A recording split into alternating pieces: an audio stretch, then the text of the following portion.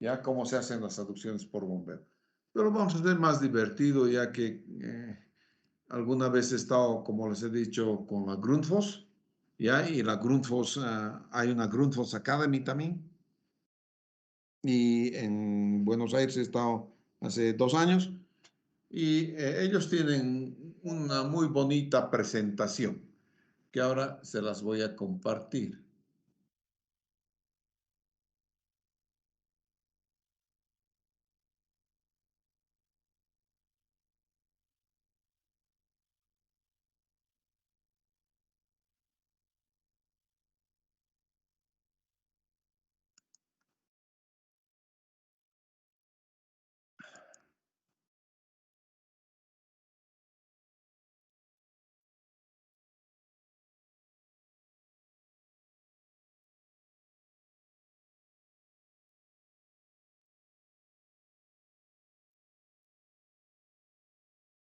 Ya,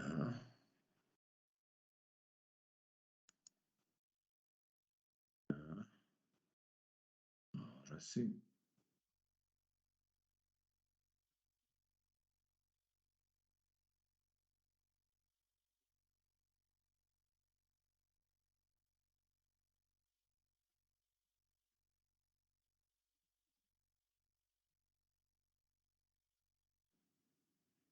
Ya. Me dicen si escuchan todo, por favor. Y sus consecuencias. Primero quería agradecer a la CAIF, que lo hacemos ¿Cómo estamos? ¿Todo bien, Inge? ¿Se escucha? a Ahí través vamos. de la Cámara Argentina de Instaladores para Fluidos este tipo de entrenamientos, así que les voy a empezar a hablar un poco de Grundfos y después vamos a ir luego vamos a ir a la presentación que va a estar brindando Ricardo Cifuentes.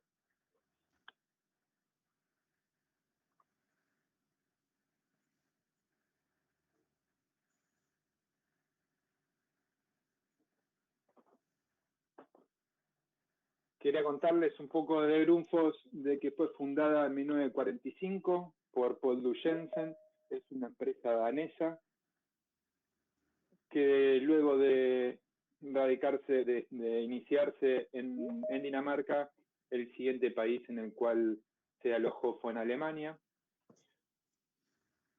Y con el pasar del tiempo se convirtió en el principal fabricante de bombas circuladoras, bombas sumergibles, presurizadoras, como también las bombas industriales y dosificadoras. Grundfos tiene una producción anual de más de 16 millones de bombas. Su facturación, el 5% de su facturación es reinvertida en investigación y desarrollo. Tiene 19.000 empleados alrededor de todo el mundo, con una facturación de 4.000 millones de dólares.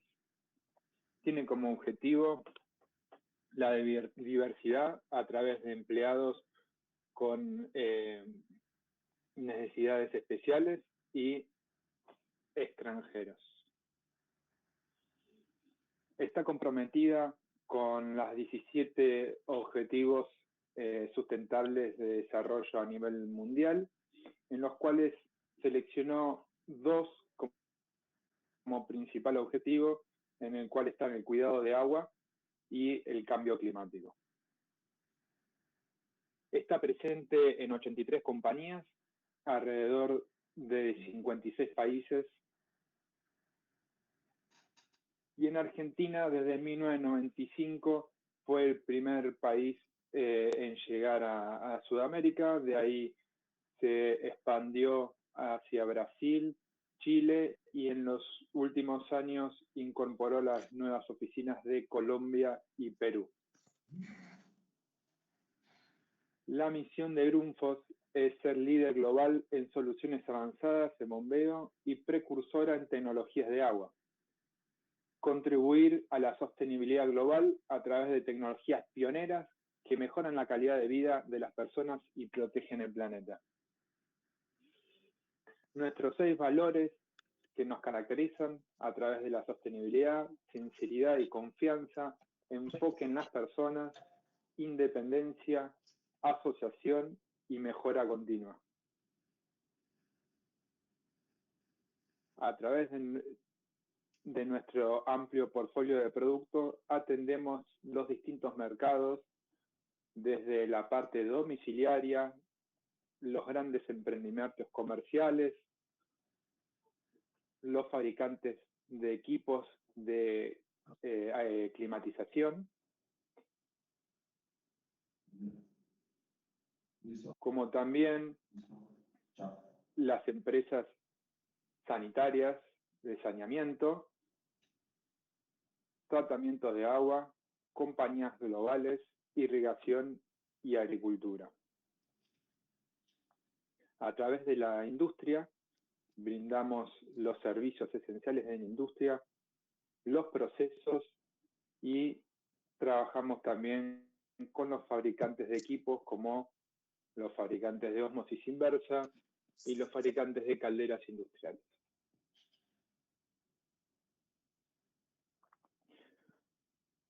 A raíz de nuestra red de servicios distribuida en todo el país y en Uruguay, Paraguay y Bolivia, atendemos a los distintos mercados brindándole asistencia desde los repuestos, distintas ofertas de servicio e instalaciones en algunos casos. Nuestro equipo de construcción, atendemos a cada una de sus necesidades a través de Astrid Pizarro, Henry Calderón Medina, Jonathan Siebert y Luca Fabre, y quien le habla, Nicolás Branchesi.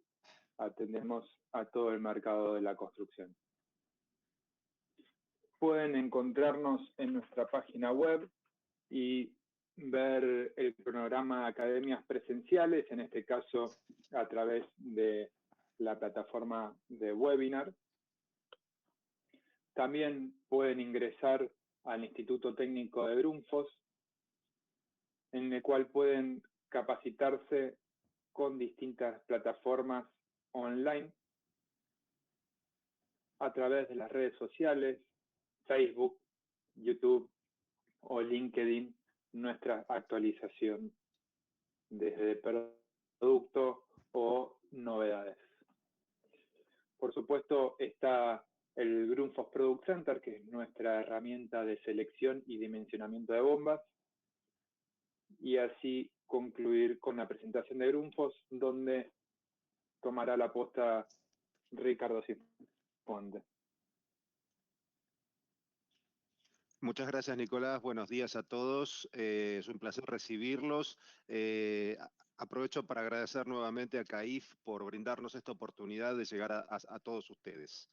Lo que vamos a ver hoy son 2 presentaciones que tienen que ver con instalación de bombas y las consecuencias que podemos ver después cuando no lo hacemos correctamente. Vamos a arrancar entonces.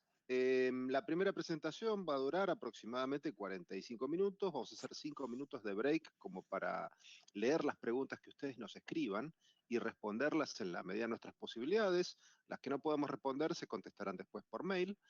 Y después pasamos a la segunda parte, donde hacemos un poco de análisis de falla y vemos justamente cuáles son las consecuencias de no hacer un buen montaje.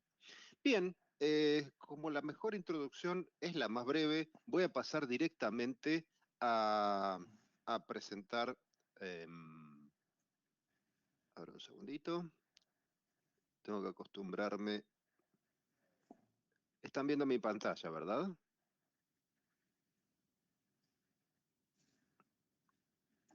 ¿Se ve la primera lámina que dice instalación de bombas centrífugas? Perfecto. Bien. Supongo que a mí ya no me quieren ver, total. No tiene sentido. Vamos a ver la pantalla nada más. Ahí está.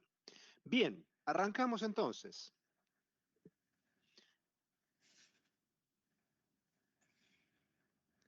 Bueno, básicamente los objetivos son ver cuáles son las precauciones básicas que hay que tener al instalar una bomba y conocer los pasos a seguir para arrancarla sin problemas.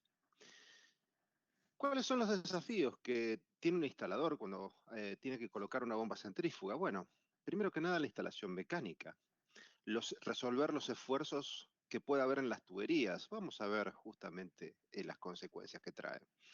Resolver todo lo que pueda generar vibraciones. Las vibraciones son enemigas acérrimas de los equipos rotantes. Cualquier equipo rotante, una bomba no es diferente. Sellos mecánicos, rodamientos, sufren rápidamente las consecuencias.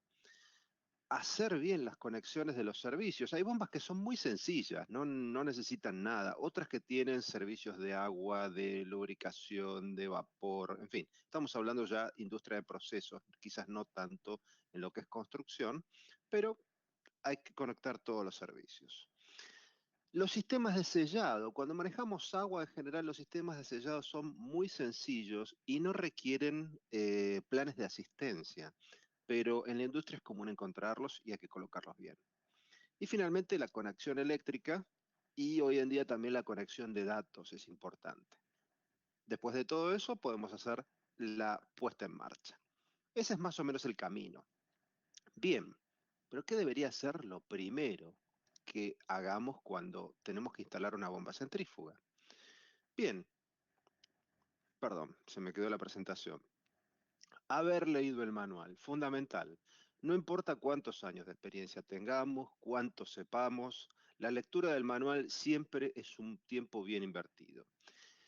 Lo segundo es tener una copia del plano en corte de la bomba para saber qué tiene adentro, con un listado de partes. Eso nos da una idea de cómo está hecha la bomba y con qué nos estamos enfrentando. Eso es muy importante tenerlo. Y en caso de tener un sello mecánico un poquitín complicado, que eso afortunadamente no se da tanto en la construcción, pero sí en la industria, es bueno tener una copia del plano de montaje del sello, porque nos va a decir si hay un plan de asistencia, dónde se conecta, porque vamos a ver una brida en el sello mecánico con una serie de puertos, y si nos equivocamos, el sello mecánico va a fallar rápido. Y acá hay un chiste que no es un chiste, esto lo saqué de un libro, La Ley de Murphy, de Arthur Bloch, que dice, si todo lo demás falla, pruebe leyendo el manual. Hagámoslo al revés, arranquemos leyendo el manual. Bien, las bombas no son todas iguales. Lo que deberíamos preguntarnos es qué es lo que requiere nuestra bomba. Podemos tener bombas muy sencillas, como las que estamos viendo ahora en pantalla, que fíjense que las superficies de contacto con el piso son pequeñas, son bombas monobloc, es decir, no tienen un motor y una base separados. Entonces la instalación es bastante simple. No necesitamos hacer mucho más que colocar los anclajes al piso. Incluso hay bombas, como la que vemos a la derecha, que directamente se sostiene de las propias cañerías, entonces no hace falta nada de todo eso. Hasta ahí va muy bien, es muy simple. Pero ¿qué pasa cuando tenemos bombas como estas? Ahí vemos una bomba más abajo, una bomba, perdón, voy a activar, no tengo el... Ustedes ven el cursor, ¿verdad? La flechita cuando yo la muevo. Sí, Richard, si la vemos, a ver, no sé si será porque no estás en modo presentador o en modo de presentación, Pero la flechita se ve. Ahora estoy sí, señalando sí la se ve. bomba. Perfecto, listo. Sí, Era lo que necesitaba saber. Gracias, perdón. Bueno, fíjense en esta bomba, en el diseño que tiene. La bomba tiene su propio soporte de cojinetes, hay un motor, hay una base. La superficie de contacto es mucho mayor. Acá ya necesitamos que el piso esté correctamente, que sea plano, que esté nivelado. Y probablemente tengamos que seguir una serie de indicaciones que nos da el fabricante para su correcto montaje. Y ni hablar si tenemos una bomba como esta, una bomba vertical de este tipo, ya hay especificaciones en cuanto a la verticalidad y la rectitud del pozo. Si no, lo más probable es que tengamos problemas. Nuevamente, depende del tipo de bomba, depende de lo que pida el fabricante en su manual. Vamos a suponer que nos pide una fundación. ¿Cómo debería ser una fundación? Bueno, lo que vamos a ver en una planta industrial, después vamos a ver lo que sucede en los edificios, vamos a ver tierra, una losa, un pozo que se hizo, y ahí vamos a tener que hacer una fundación. La fundación es una masa de hormigón que tiene que tener entre 3 y 5 veces la masa de todo lo que vayamos a poner arriba. Y no debería estar vinculada rígidamente a la losa. Es decir, en este gap que tenemos entre la fundación y la losa, normalmente se coloca brea, no debería haber cemento ni nada rígido. La razón, obvio, es para que no se transmitan las vibraciones de equipos vecinos, ni nuestro equipo lo transmita a la losa. Bien, arriba de eso vamos a colocar, perdón, hice un paso de más. Antes de eso vamos a colocar los elementos de fijación, que puede ser desde una varilla roscada, doblada en la parte que va en la fundación, otra vez se me disparó, perdón, hasta dispositivos especiales con resinas epoxi que se colocan para que tengan un íntimo anclaje en la fundación. Obviamente estos espárragos hay que colocarlos con un patrón que siga el agujereado de la base. Si no, después no vamos a presentar la base y no entra. Muy bien, una vez que tenemos la base presentada, no la vamos a ajustar directamente, sino que vamos a tener que nivelarla. Eso es fundamental, porque si esta bomba tiene, por ejemplo, lubricación por aceite, y la dejamos mal nivelada, el nivel en uno de los rodamientos va a ser mayor que en otro o viceversa, y eso no está bien. Entonces, efectuamos la nivelación utilizando cuñas que se colocan por debajo, verificamos el nivel, y una vez que eso está listo, recién ahí podemos ajustar los prisioneros de anclaje. Si el fabricante nos pide que hagamos un grouting, ¿qué es el grouting? Bueno, es agregar un material, normalmente es cemento de baja contracción, que se cuela por unos orificios que suelen tener las bases que requieren grouting. Tienen orificios de entrada para la lechada de cemento y orificios de salida para el aire. Entonces, se llena hasta el nivel que nos indica el fabricante, y de esa forma logramos una unión mucho más íntima entre la base y la fundación, y se rigidiza muchísimo la fundación. La base. Recuerden que la base puede ser de fundición de hierro, de acero laminado y soldado, y todo lo que es metálico tiene cierta flexibilidad. Desde el momento que tiene un grouting ya tiene mucha menos flexibilidad, mucha más rigidez, lo cual nos va a venir muy bien para cuando hablemos de alineación y de soportar los esfuerzos de las tuberías. Bien, ¿y qué pasa si estamos en un edificio? Lo último que queremos en un edificio es que se transmita a la estructura las vibraciones de nuestra bomba. Habría gente muy enojada sintiendo que cada vez que la bomba arranca o hace alguna maniobra. Entonces lo que se hace es también utilizar una base, una fundación como esta, y podemos eventualmente hacer un grouting, pero no va a estar vinculado directamente con el edificio. Vamos a colocar unos pads o paneles normalmente son de poliuretano, son materiales que absorben muchísimo las vibraciones. El poliuretano es excelente para eso.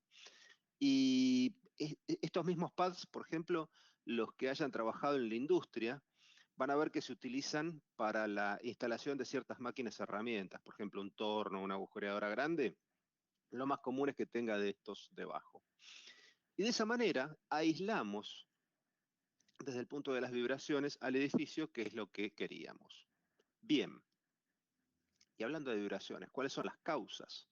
Una de las cosas que dijimos que teníamos que hacer era evitar vibraciones.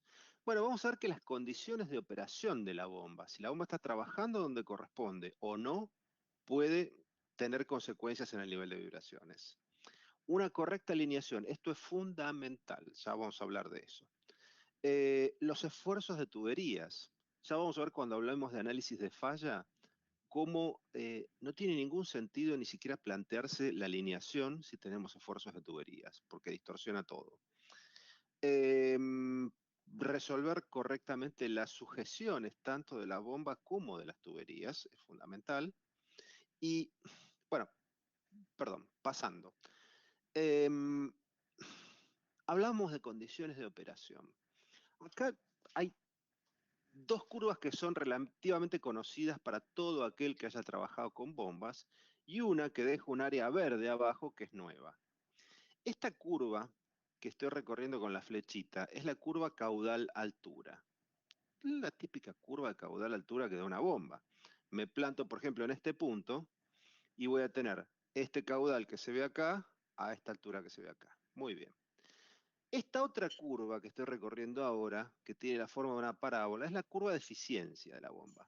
Se supone que si queremos hacer las cosas bien, vamos a elegir la bomba en los puntos donde tiene más alta eficiencia, que serían estos. Estoy recorriendo la curva de eficiencia. La curva de caudal-altura correspondiente al mismo rango de caudales sería esto. ¿Y qué es esta cosa verde que tenemos acá? Bueno, esto se llama tiempo medio entre fallas. En inglés, mean time between failures. Y de ahí sale esas siglas que las dejé en inglés porque se utiliza muchísimo en la literatura. Entonces, tiempo medio entre fallas. Y es un parámetro muy usado en confiabilidad. Normalmente queremos que el tiempo medio entre fallas sea largo. Así la bomba tarda mucho tiempo en fallar o en necesitar una reparación.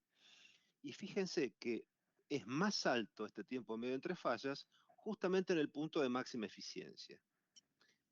Razón de más, no solamente por una cuestión de eficiencia energética nos conviene hacer trabajar la bomba en su punto de máxima eficiencia, sino también para evitarnos dolores de cabeza.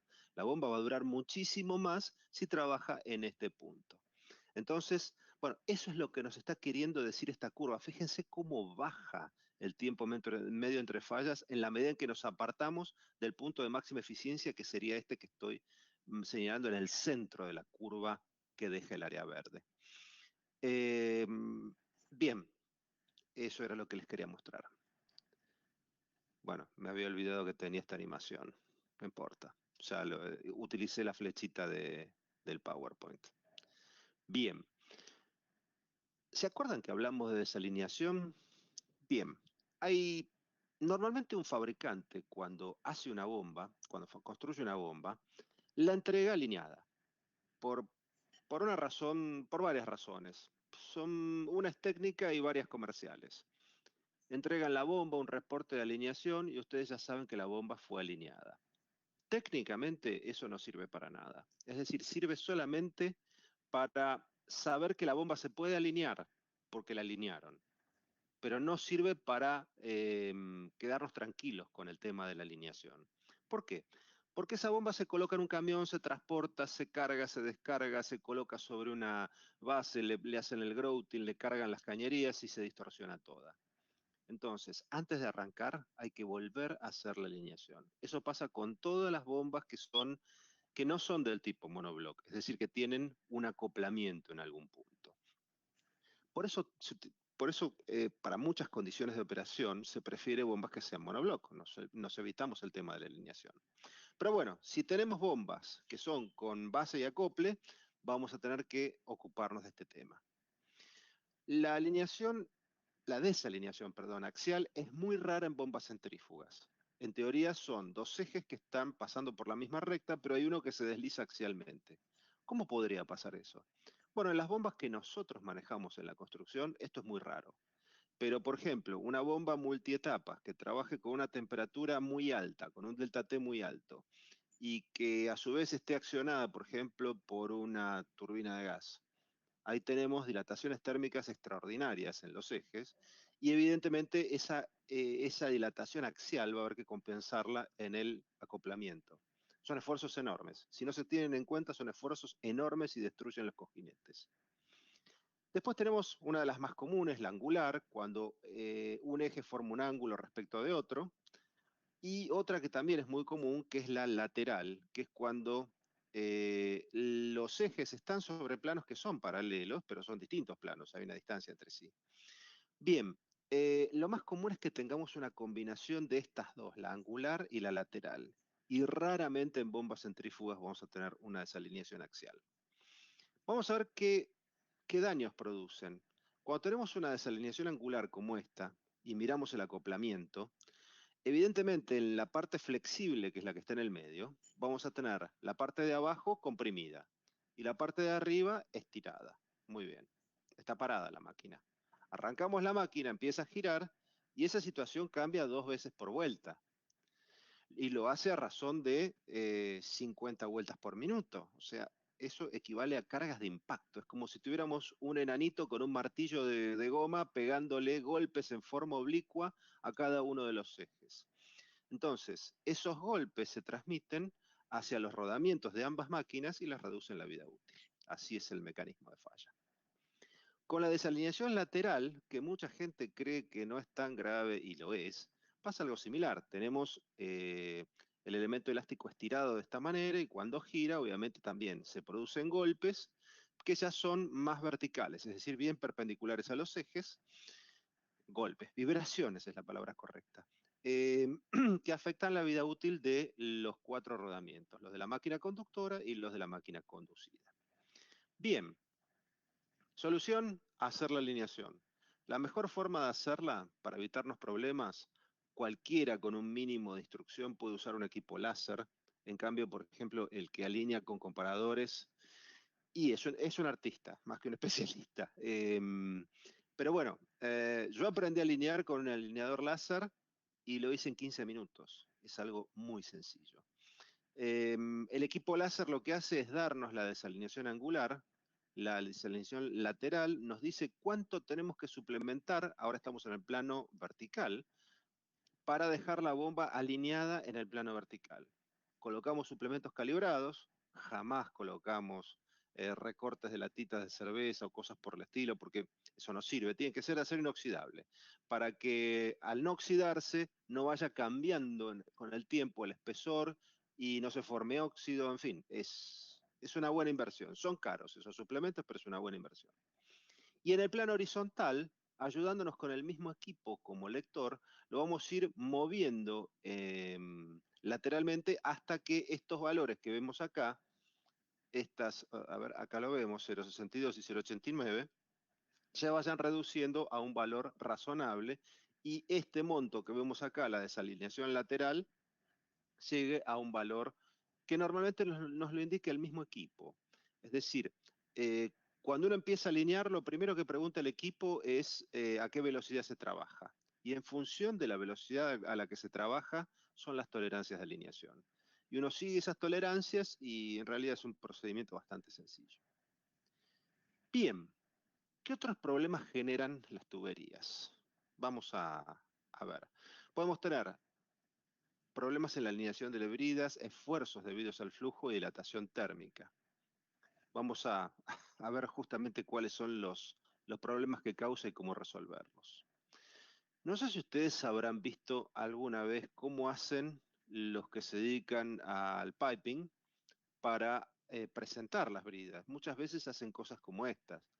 Y sí, las presentan y pasan los espárragos, se ajustan y queda, pero a costa de tener unos esfuerzos tremendos sobre las tuberías. Eso a las tuberías no les hace tanto daño como a las bombas. Por ejemplo, si a simple vista podemos ver una desalineación axial entre las bridas de las tuberías como esa, evidentemente ya la junta que tendríamos que poner es demasiado grande. Si podemos apreciar a simple vista una desalineación angular o lateral como esta, ya tenemos que hacerlo corregir. Eso los que se dedican a las instalaciones de caños lo hacen corrigiendo con calor, con unas herramientas especiales que tienen para generar esfuerzos, pero tienen que dejarnos las bridas bien presentadas, sobre todo en relación con la bomba. Otro problema que se suele presentar es la alineación angular de los orificios. A veces pasa que la brida de la tubería está así, la brida de nuestra bomba está así, y entonces si no pasan los espárragos con la mano, es porque ya pasamos la tolerancia. Yo como regla general, siempre que voy a poner una bomba en marcha y me encuentro con las bridas ya montadas, pido que me aflojen los espárragos, y lo primero que verifico es si los puedo sacar con la mano. Si no es así, lo más probable es que cuando los saque, del modo que sea, una de las bridas se desplace respecto de la otra. Y eso es un esfuerzo que se tiene que aguantar la bomba. Y eso no es bueno, porque uno puede pensar que la carcasa de una bomba es algo rígido. No es rígido. Desde el momento que es metálico, es flexible. Y si los esfuerzos son grandes, pueden llegar a deformar tanto no solo la brida, la voluta de la bomba, que puede llegar a bloquear la bomba. Es decir, los anillos de desgaste estacionarios hacen de freno sobre los anillos de desgaste rotativos y se frenó la bomba. O si no, simplemente se desalinea. Bien.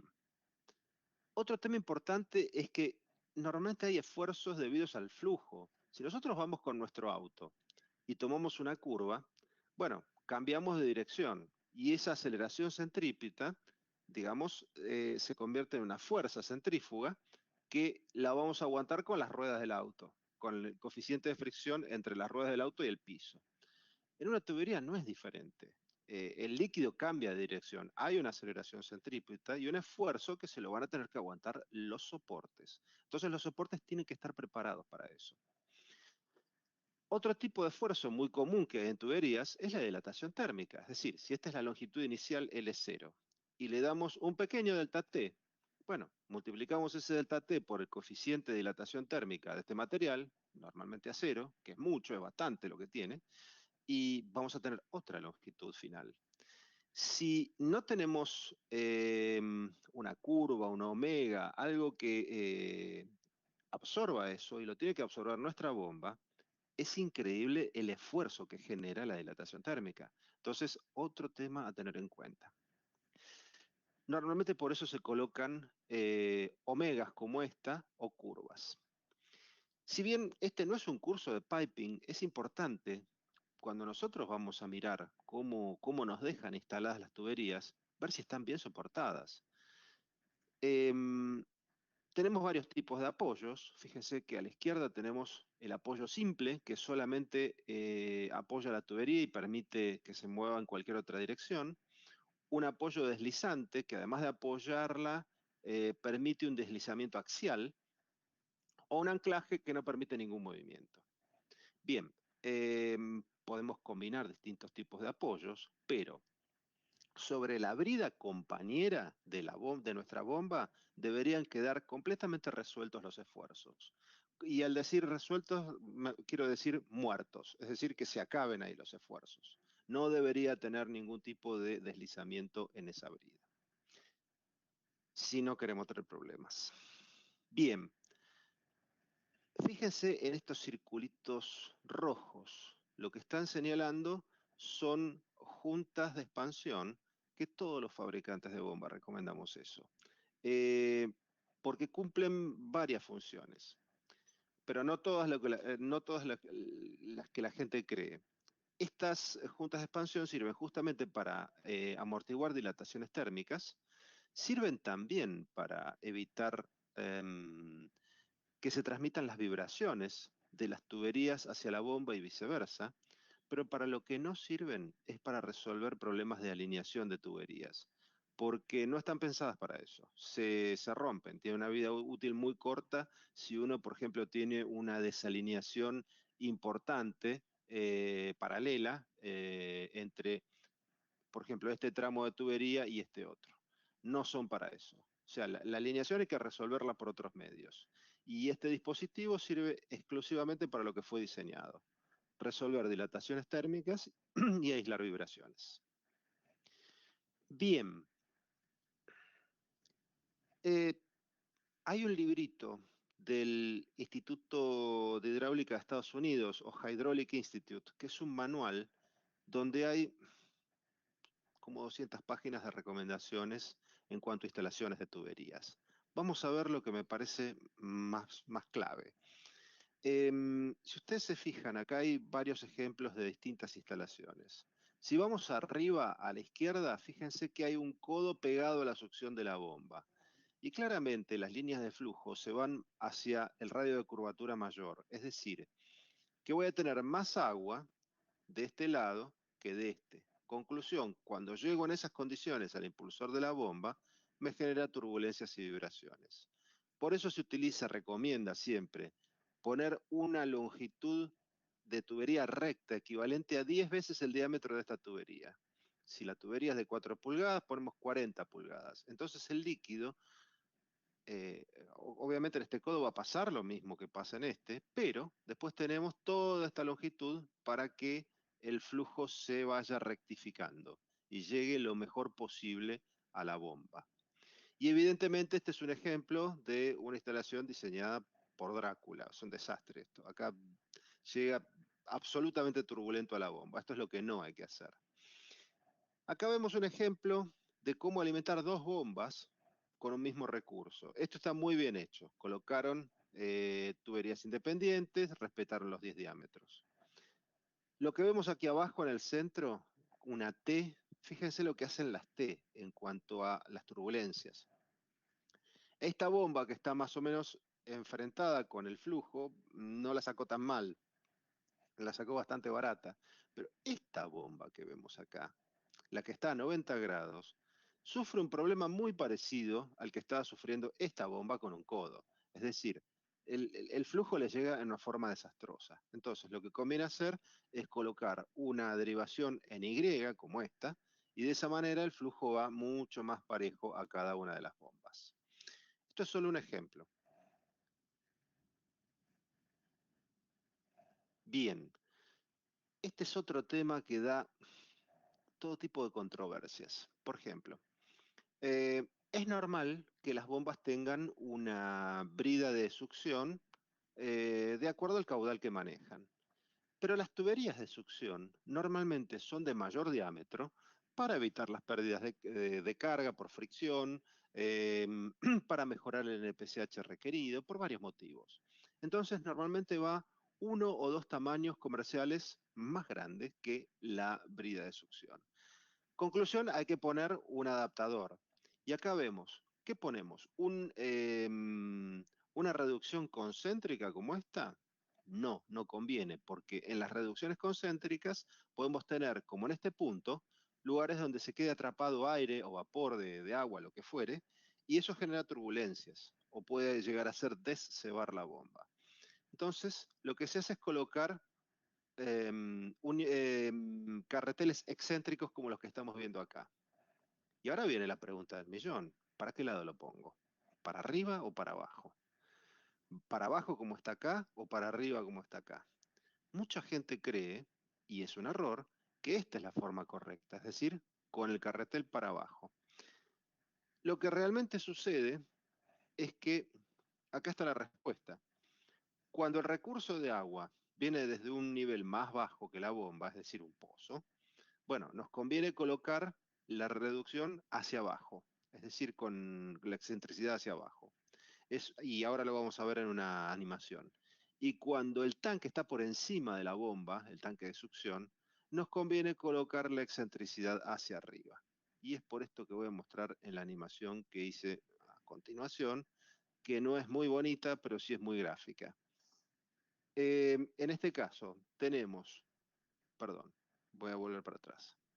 Tenemos un tanque elevado que alimenta la succión de la bomba. Si tenemos una burbuja, nos conviene que vaya hacia el tanque elevado. Entonces, por eso la excentricidad está hacia arriba y por eso la pendiente que debe tener esta tubería de succión también es hacia arriba. De modo que la burbuja vaya de esta manera al tanque de succión y se autoventee. Ya no es un problema. Si en cambio tenemos, como aquí abajo, un tanque subterráneo, como este, la burbuja no va a ir para abajo, claramente, va a ir para arriba. Entonces, la burbuja va a subir hasta este codo. Después vamos a encontrar una pendiente positiva hacia la bomba, porque la burbuja tiene que llegar hasta la bomba. Perdón, me equivoqué de lado en la animación. Ahí vamos. Y de ahí se queda en la carcasa de la bomba. En este tipo de bombas, una bomba de carcasa partida como esta tiene un montón de ventajas. Yo soy enamorado de este tipo de bombas, pero tienen un solo defecto, y es este.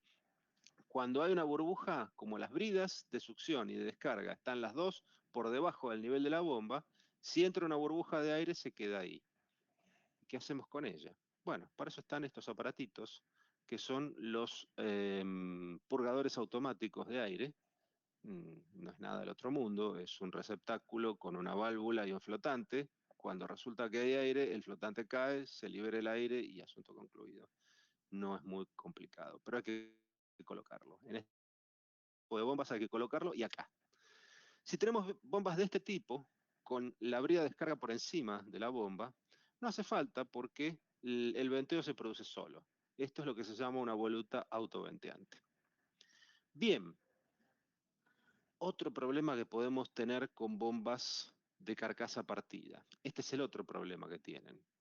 Tienen muy pocos. ¿Se acuerdan lo que habíamos dicho respecto de los codos? Que las líneas de flujo tienden a ir hacia el radio de mayor curvatura. Estas bombas, las bombas de carcasa partida, tienen un impulsor de doble succión. Acá se ve dibujado. Es como si pusiéramos dos impulsores comunes espalda contra espalda. La gran ventaja de este equipo, además de un tema de menor NPCH requerido, o sea, es menos proclives a la cavitación que otros equipos, es que tampoco tiene empujes axiales. Como entra la misma cantidad de agua por un lado que por el otro, por ambos lados ambos ojos del impulsor, no tenemos empujes axiales y estas bombas no tienen rodamientos axiales, tienen dos rodamientos radiales, porque al no haber esfuerzo axial, el fabricante no lo pone. Ahora, ¿qué pasa si yo cometo este error en la instalación y no hago lo que dice acá, que es colocar una longitud recta o directamente no colocar codos en el mismo plano del eje? Bueno, voy a tener más carga de agua de este lado que de este, y como consecuencia directa de eso voy a tener un empuje axial para el cual la bomba no está preparada y se me van a romper en forma prematura los rodamientos. Bien, acá vemos algunas recomendaciones más. Cuando tenemos bombas verticales o campanas de succión hay que respetar una cierta distancia entre ellas para que no haya flujos bidimensionales ni turbulencias, dicho en buen criollo, para que no se peleen entre las bombas por el flujo, que es aproximadamente igual a 3 veces el diámetro de la campana de succión. Cuando tenemos otro ingreso de agua en nuestro tanque, nunca conviene hacerlo así, porque esto es una incorporación de burbujas de aire permanente. Conviene que entre directamente y de esa forma evitamos ese problema. Y algo más, hay una submergencia mínima en estas succiones que depende del caudal, eso es para evitar vórtices. Bien, nos vamos de las instalaciones. Ya tenemos la bomba instalada, ya tenemos las tuberías controladas. ¿Qué pasa con los servicios? Bueno, esta es una bomba de procesos de una refinería. Tiene todo lo que uno se puede imaginar. Hay circuitos de refrigeración y calefacción, puede haber una centralina de lubricación, los sellos mecánicos pueden llevar agua o pueden llevar planes de asistencia, pueden ser sellos dobles, en fin. Todo eso, cada una de estas cositas tiene un manual, hay que leerlo y hay que asegurarse de instalarlo correctamente. Si no, la falla puede presentarse a minutos del arranque. Y esto es algo que se presenta en casi toda obra. Es decir, cuando hay tendido de tuberías, normalmente hay mugre. Y si bien se hacen todos los lavados que uno, o que se dicen que se hacen todos los lavados que corresponden, lo normal es que cuando vayamos a arrancar una bomba nos vamos a encontrar con un poco de todo. Y ese un poco de todo puede ser colitas de electrodos, es muy común, los electrodos de soldadura, tuercas, tornillos, trapos. Yo una vez encontré un zapato de seguridad trabado en la succión de una bomba. Esto, créanme, es real. Pero lo que siempre vamos a encontrar van a ser piedras y suciedad, arenilla. Bien, ¿qué se hace con eso?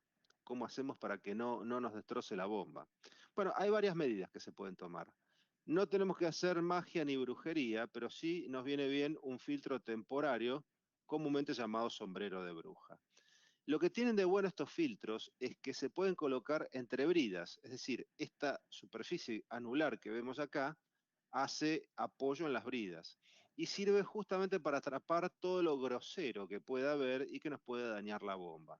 Esto en general nos va a proteger la bomba. Esta malla tiene que ser lo más gruesa posible, pero de una sección de pasaje inferior a la máxima sección de pasaje que tenga nuestra bomba. Nos va a proteger la bomba, pero no el sello mecánico. De todas formas, cada bomba, como decíamos, tiene su diámetro máximo de pasaje. Si es una bomba de voluta como esta, normalmente si entra una tuerquita, por ejemplo, y sale por acá, lo peor que podría pasar es que golpee el labio de voluta, pero ya salió y ya se fue, ya no es nuestro problema, será problema de otro equipo. Pero cuando tenemos una bomba de difusores, que son muy comunes, las bombas verticales presurizadoras son todas de difusores, esta luz entre el impulsor y el difusor es mínima. Y además estas bombas suelen ser también multietapas, es decir, que si nuestra tuerquita famosa no golpea en la primera etapa, es decir, además tiene mayor probabilidad porque hay un montón de difusores, no es un solo labio de voluta, hay N cantidades de labios de difusor. Y después tenemos las demás etapas, es decir, la probabilidad de que cause daño es importante.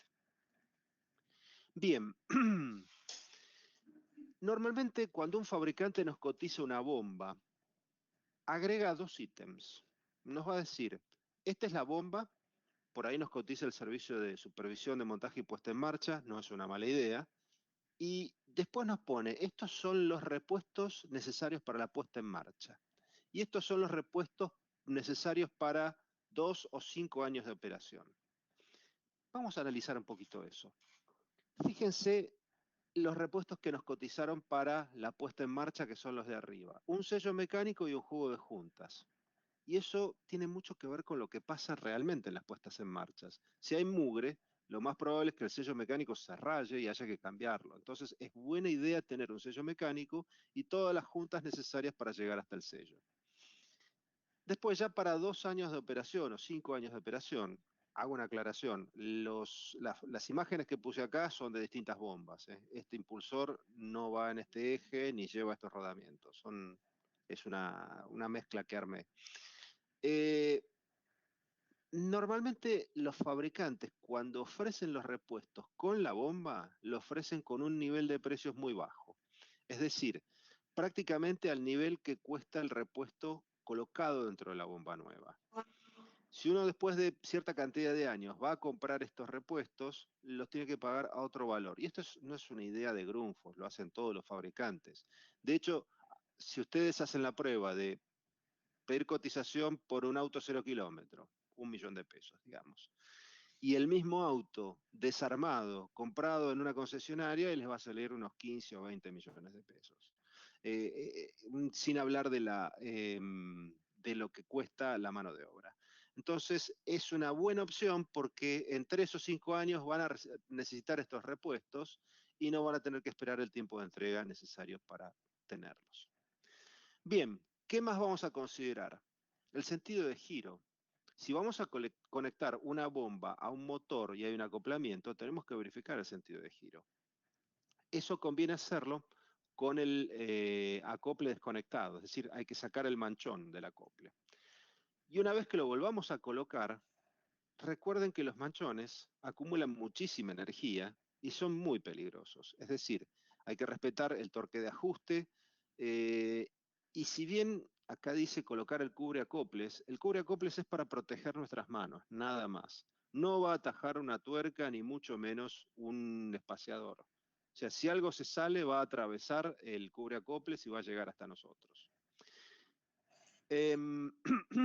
Otra cosa importante antes de arrancar. En bombas que tienen regulación axial del impulsor, que no es tan común en construcción, se dan grandes bombas verticales y en bombas ANSI que son bien industriales. Pero en algunas bombas hay que regular la ubicación del eje respecto de la voluta. Obviamente hay que hacerlo antes de arrancar. Y muchos fabricantes, sobre todo cuando el sello mecánico es complicado y es un sello mecánico cartucho, hay ciertas trabitas que hay que sacar antes de arrancar. Ni hablar de cuando se trata de un impulsor roscado. Si el impulsor va roscado en el eje, y si eso funciona al revés, se desenrosca y hace un daño muy grande en toda la bomba. Bien, también es importante verificar tanto la conexión de datos como la conexión eléctrica, verificar tensión, frecuencia, secuencia de bases. que no haya desequilibrio de fases, esto es importante, lo mismo que la caída de tensión. La calidad de la energía tiene que ver muchísimo con la duración de un motor eléctrico. Y finalmente, hoy en día cada vez más tenemos electrónica en las bombas y protocolos de comunicación. Eso también es importante verificarlo porque es lo que va a permitir que la bomba interactúe con un sistema SCADA o incluso con un celular. Bien, vamos a hablar de lo que es altura neta positiva de succión requerida, o lo que también se llama NPSH. Esto es la energía que necesitamos en el ojo del impulsor para que cuando entre el agua ahí y se acelere, no se produzca vaporización, y esa vaporización justamente es la cavitación. Entonces, acá hay dos pasos. Primero tenemos que leer en la curva de la bomba cuánto necesita la bomba. Es un ensayo que hace el fabricante. Y, por ejemplo, para una condición de operación como la que estamos viendo, de unos 2.100 metros cúbicos por hora para esta bomba, vemos que está requiriendo unos 15 metros de NPCH requerido. Ok. Y si fuéramos a otro punto, por ejemplo, este que está acá, requeriría 5 metros. Es decir, va a depender del caudal, y eso hay que tenerlo bien claro. Después tenemos que calcular el NPCH disponible en la instalación. Ese tema es un poquito largo. Yo creo que sería mejor, si ustedes tienen ganas, ver un webinar que tenemos grabado sobre cavitación y NPCH que es exclusivo sobre este problema.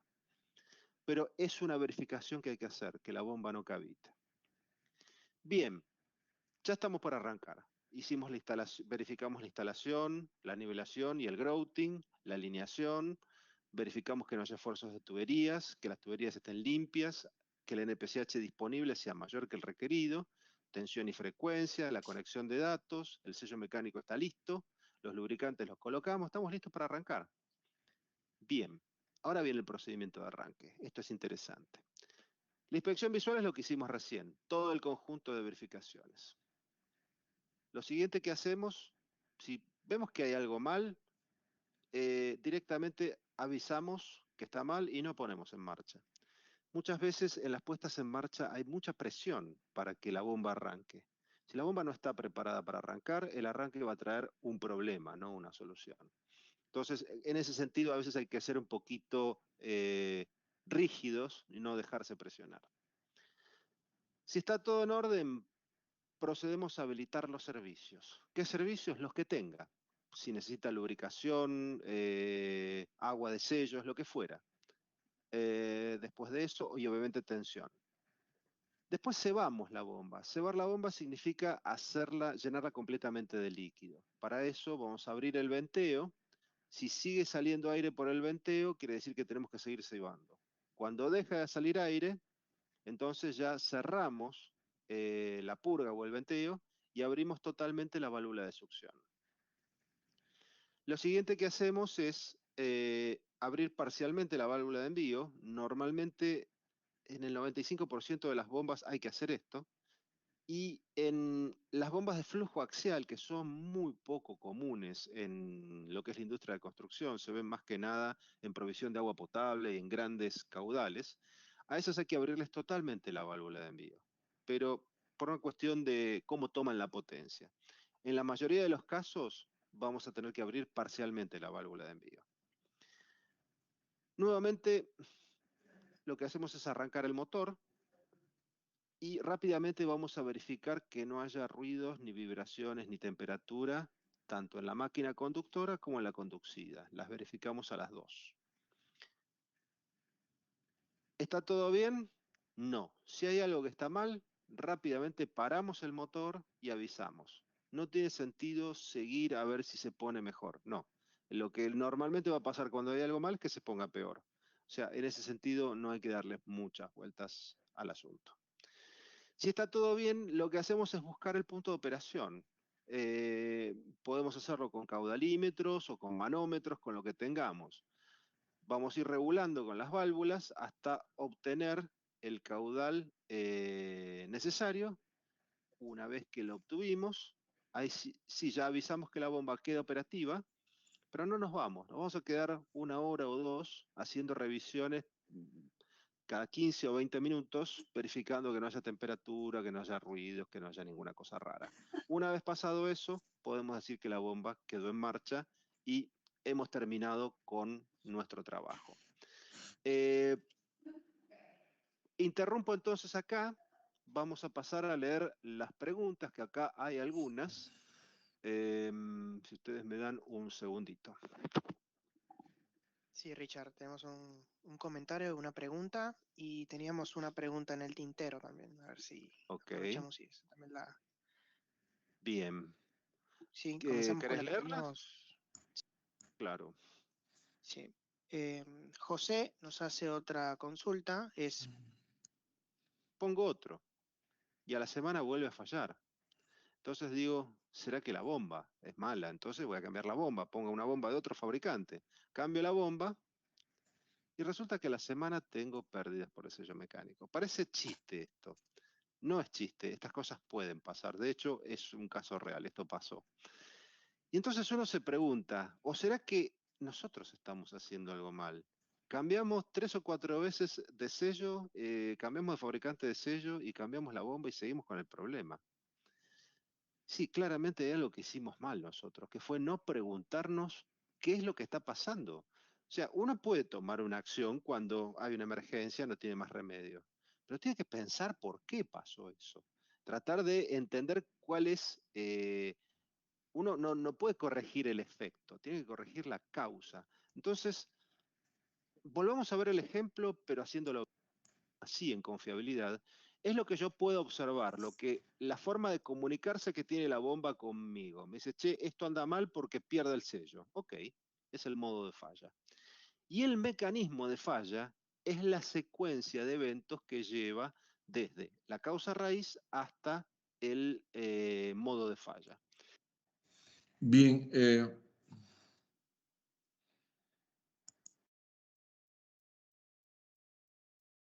Grundfos tiene, como han visto, una academia bastante grande en lo que hace a lo que corresponde a las bombas y cómo se calculan las bombas. Lo que hemos visto hasta ahora es obviamente muy interesante respecto a las bombas en general. Ya, bien, a ver, veamos.